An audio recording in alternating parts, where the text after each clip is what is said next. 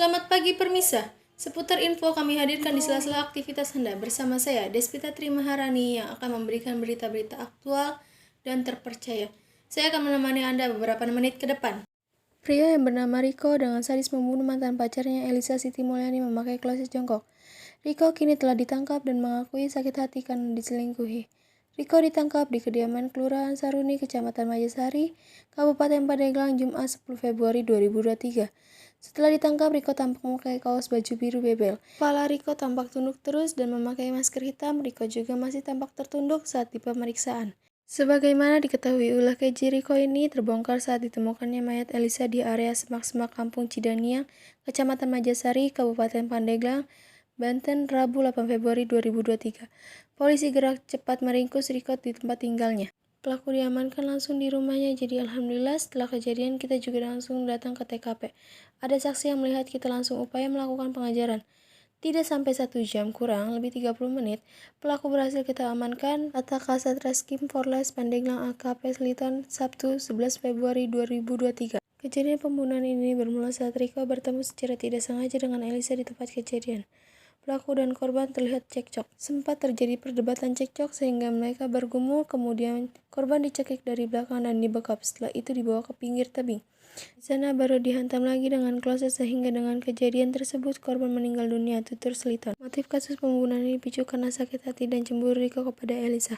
Pelaku menuding korban telah berselingkuh. Dia mengakui telah mencekik dan memukul mahasiswi tersebut dengan kloset. Barang itu sudah ada di lokasi kejadian atau sekitar studio Pandeglang. Pelaku mengaku sehari sebelum tragedi tersebut terjadi, dirinya sempat bertemu dengan korban untuk memberikan kado ulang tahun. Terakhir ketemu ngasih kado ulang tahun, tutur dia. Pelaku mengaku membunuh korban lantaran sakit hati karena merasa dikhianati oleh korban. Pelaku sebelumnya sudah berpacaran selama 5 tahun dengan korban. Namun korban memutuskan untuk mengakhiri hubungan mereka karena korban sudah memiliki kekasih lainnya. Dari tangan pelaku, polisi berhasil menyita barang bukti berupa tas dan handphone korban. Sementara dari hasil TKP ditemukan 1 unit kendaraan roda 2 milik korban. Selebihnya kayu dan 1 buah kloset bekas yang digunakan pelaku untuk menghabisi nyawa korban. Lebih lanjut, AKP Seliton mengatakan bahwa Riko telah gelap mata karena mengetahui Elisa memiliki kekasih baru setelah putus darinya. Awalnya tidak sengaja berpapasan dengan Elisa di jalan. Korban dan pelaku ini berpapasan di jalan kemudian menghampiri korban dan mengajak bicara. Ujar AKP Seliton dalam keterangannya Jumat 10 Februari 2023. Memang sebelum antara korban dan pelaku ini ada hubungan berpacaran. Namun ternyata korban memiliki pacar baru dan terjadi cekcok saat itu. Pelaku tidak bisa mengontrol emosi dan melakukan penyerangan terhadap korban. Setelah Elisa sudah tidak berdaya, Riko membawa Elisa pergi ke semak-semak pinggir tebing.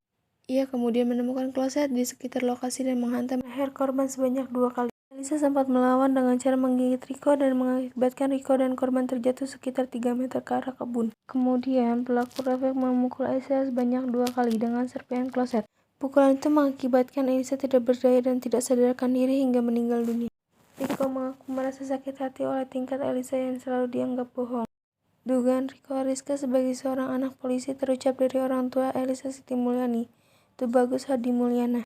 Tubagus Hadi Mulyana membenarkan bahwa Riko Ariska merupakan anak polisi yang bertugas di wilayah hukum Polres Lebak. Oleh karena itu, Tubagus Hadi Mulyana meminta Polres Pandeglang untuk objektif dalam menghasut kasus yang menewaskan putrinya. Kita harapkan polisi objektif pada kasus ini. Meskipun kita dengar perilaku anak polisi ini aktif di Banjarsari. Wakil Ketua Umum Bidang Organisasi Kaderisasi Keanggotaan OKK Kadin Provinsi Banten ini menyerahkan permasalahan tersebut kepada kepolisian. Kami percayakan kepada pihak kepolisian untuk menghasut tuntas masalah ini. Di tempat yang sama, Riko Ariska mengaku menyesal telah melakukan pembunuhan pada Elisa. Saat itu dia merasa terpancing emosi karena dibohongi oleh mantan kekasihnya. Sakit hati dibohongi, sakit hati dikhianati, terasa gelap begitu aja.